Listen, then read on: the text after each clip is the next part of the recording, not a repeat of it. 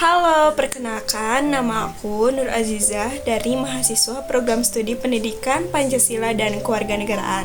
Di video kali ini, saya mau berbagi tutorial tentang bagaimana cara menerapkan pendekatan pembelajaran berbasis HOTS atau Higher Order Thinking Skills dalam perencanaan pembelajaran pendidikan Pancasila dan Kewarganegaraan.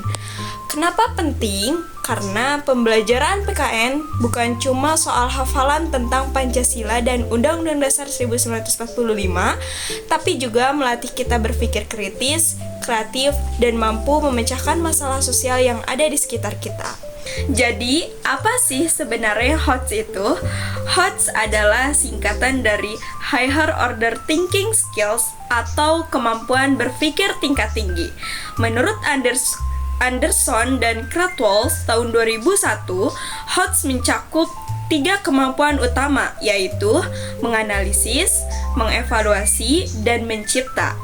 Kalau dihubungkan dengan pelajaran pendidikan Pancasila dan Kewarganegaraan, HOTS itu membantu siswa untuk memahami dan menilai masalah-masalah kewarganegaraan seperti isu toleransi, keadilan, sosial, atau hak asasi manusia. Dengan kata lain, siswa nggak cuma tahu apa yang benar, tapi juga bisa berpikir kenapa itu benar dan bagaimana menerapkannya. Nah, tujuan menerapkan HOTS dalam PPKN itu banyak banget, tapi secara sederhana bisa kita rangkum jadi 3 hal.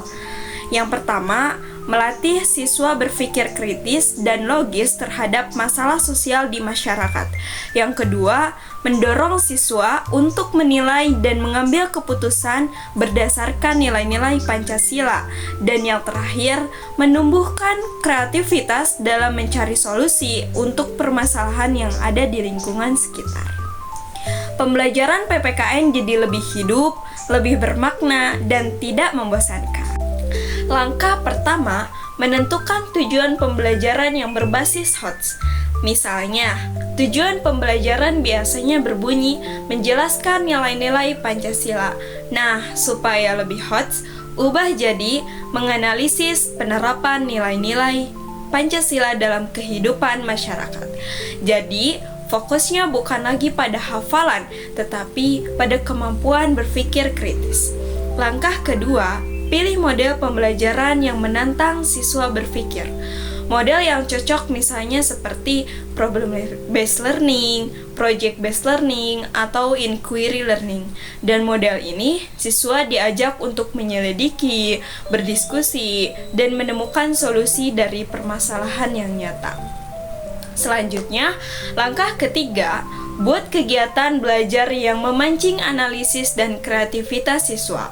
Contohnya seperti guru menampilkan berita tentang kasus intoleransi di media sosial, kemudian siswa diminta untuk menganalisis penyebabnya dan membuat kampanye digital yang bertema toleransi di dunia maya. Nah, kegiatan tersebut membuat siswa untuk berpikir, berpendapat, dan menciptakan karya positif. Lalu kemudian langkah keempat, susun penilaian atau assessment yang sesuai dengan HOTS. Soal-soalnya jangan hanya menuntut hafalan, tapi juga penalaran siswa. Nah, misalnya contohnya kayak pertanyaannya bisa seperti ini. Bagaimana cara menerapkan nilai keadilan sosial di lingkungan masyarakat? Pertanyaan seperti itu akan membuat siswa berpikir dan memberi jawaban sesuai dengan pengalaman mereka. Ada beberapa tips yang bisa dilakukan oleh seorang guru. Yang pertama, gunakan isu aktual sebagai bahan pembelajaran seperti berita atau peristiwa sosial yang terkini. Yang kedua, ciptakan suasana belajar yang terbuka dan menyenangkan biar siswa berani berpendapat. Yang ketiga, berikan umpan balik atau refleksi supaya siswa tahu di mana letak kekuatan dan kekurangannya. Menurut Retnawati dan rekan tahun 2018, pembelajaran berbasis HOTS bisa meningkatkan kemampuan berpikir kritis dan memperkuat karakter siswa sebagai warga negara yang baik. Nah, jadi kesimpulannya, menerapkan HOTS dalam perencanaan pembelajaran PKN itu artinya mengubah cara belajar dari sekedar menghafal jadi berpikir dan bertindak cerdas.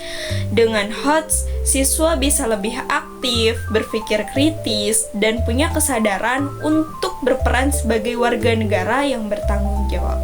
Terima kasih sudah menonton video ini, semoga bermanfaat dan jangan lupa terus belajar jadi calon guru PKN yang kreatif dan inspiratif. See you.